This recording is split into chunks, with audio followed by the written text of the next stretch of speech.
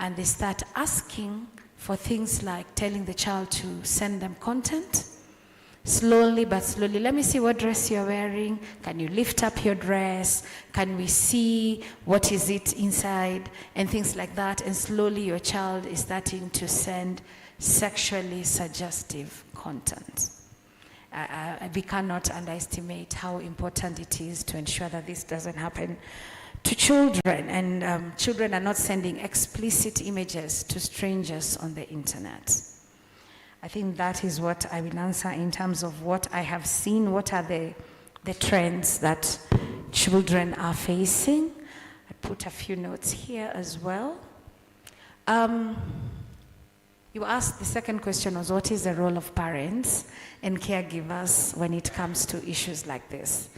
I feel like one of our most things as Kenyan parents is to grab that gadget and hide it, because Njeri has said children are sending explicit images. But I feel like it's very important for us as parents, the community caregivers, to actually start talking to our children. You cannot underestimate the importance of talking to children. And by talking to children is, ask the child, what happens? Let's start teaching children digital hygiene. The same way we teach them about life outside. I hope we are talking to our children about stranger danger. We're talking to our children about, how they are, their sexual parts and things like that, so that they can have an understanding.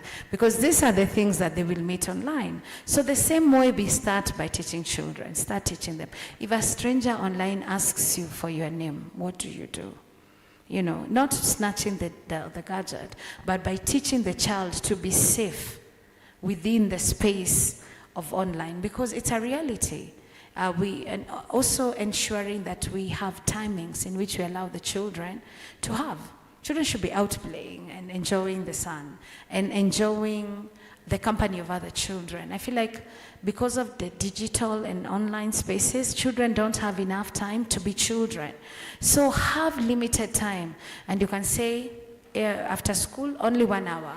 You're allowed on your laptop or whatever. Then you go and play. And it is strict and it is enforced. That way the child knows this and this. And also not using online time as a reward. It can be that, oh, you did this, okay, so then you get to spend more time online. No, it can't be that. It has to be, it's a give and take situation. As a parent, you have to decide, what is the time that I'm allowing my child? How am I allowing my child to, spend time on the internet as well?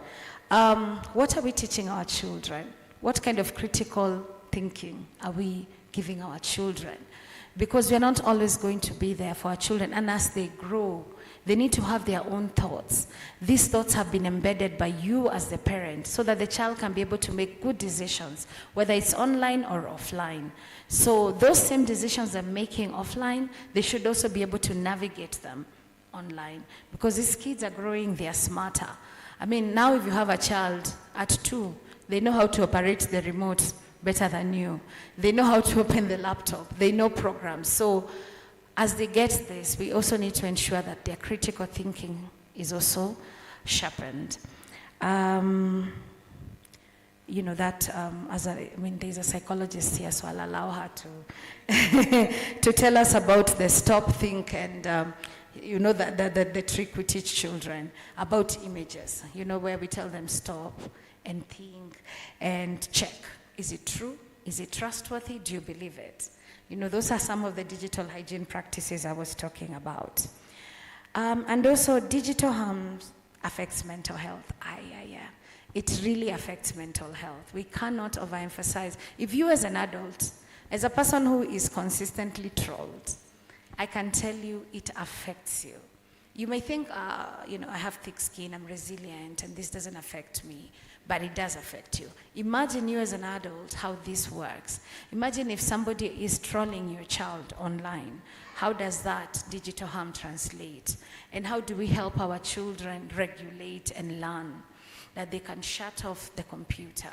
The same way you tell an adult who's being trolled, this is your phone, you do know you can shut it up. put it on the side, and you don't have to be online if something is happening to you. So I think that those are just some of the suggestions I have for parents to look at when it comes to digital safety. Awesome, Njeri. I think we are all learning that digital literacy in this generation, I think we are now in both Gen Z, and now we are seeing Gen Alphas now coming up. I mean, that should really be very, very alarming to me and you, including the community, based on what Njeri Migwi has just mentioned. And this because recently we saw a publication, not really a publication, but I think it was a content, and I'm happy until Lukis, you're here, we'll be able to share more around that. Around these online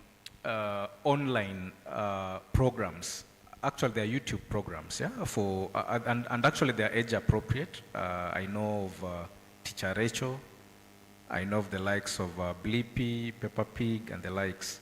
So probably, just before I come to you, Auntie Lukis, and Auntie Lukis here will be introducing herself officially. Migwi, what's your take around these programs, especially for the age group between 2 years to around 10 years? What's your say? What have you seen? Again, you see these things that go very viral. Yeah. Look at the color imagery that they use to bring in a child into it. Even the sound effects that they use, it's to lure your child. If you think about, there was a popular song I think 2 years back, and if you really think about that song and the fact that that song garnered billions and billions of views, it's not a bad song. It's a harmless song that we even also, what was it called? Keep forgetting. It was really popular. It was really irritating at some point. But if you think about it, it garnered billions. I think it's the most viewed song. And it was a children's song. But I was also reading up, and they were saying that and it's very popular. Why am I forgetting that song? Is it the famous Baby Shark? Yes. Yes. And you think about, look at the color. Look at how it's able to keep a child there. There is nothing the child is really learning, but the child wants to keep on watching and watching and watching. That is also digital manipulation, where a child just wants to stay in that space. Baby shark, do, do, do, do. And even you as an adult, you have to start asking yourself, what is the rhythmic? Because everything is about consumerism. There is nothing that is really being given for free. If it is free, then you are the product. So our children are sometimes the product. And because that song has the ability to keep your child in one space, just seated and just repeatedly listening to these things, then it is very important for us to ask ourselves, what is in it for that child? What is it doing for the mental health of your child? Is your child, what does it hinder the ability of your child to grow, to perform, and to be able? So again, it is the same thing. Think about it, even you as a parent, before you introduce Peppa Pig or whatever it is you want to introduce. What is this stop, check, think? Does it help my child's ability to grow? Does it help my child's ability to speak? Does it help my child's ability to think? Is it helping my child, or is it dumping down my child? Perfect. Excellent. A childline, Kenya. 1 in 5 children are approached by adults they don't know online.